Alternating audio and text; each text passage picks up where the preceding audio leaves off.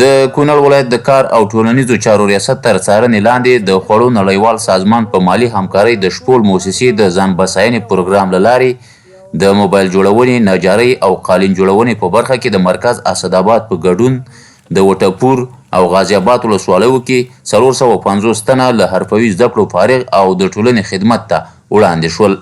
د کار امور اجتماعي ریاست وزارت په عموم کې هڅه دا ده چې هغه بې کسبه او بیکاره ځوانانو ته د کار زمینه برابره کړي او خلکو ته کاري فرصتونه برابر کړي چې عملا زموږ په خصوصي او په دولتي سکتورونو کې هغه ځوانان عملا لګیا دي او نورو ته د کار زمینه برابرې کړي. موږ هڅه او کوشش دا کړی دی چې هغه بشري مرستې چې هغه پرې مرستې وي هغه مو یا نیمه انکشافي او یا دغه رنګې د خلکو ته د کار زمینه برابر شي.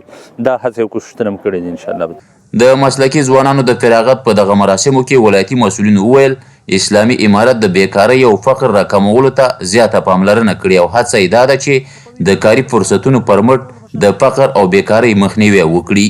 د امارت ټول مسؤلین دا غواړي چې هغه ځوانان چې هغه بېروزګاره وي هغې ته د حلال رزق د پیدا کولو زمینه برابر کړي او مسلکي زده کړې ور وښیي. دا خو بیخي ډېر ګټور دي. ځوانان به د دې د نشهیي توکو نه به پکې خلاص شي او کار به ورته پیدا شي.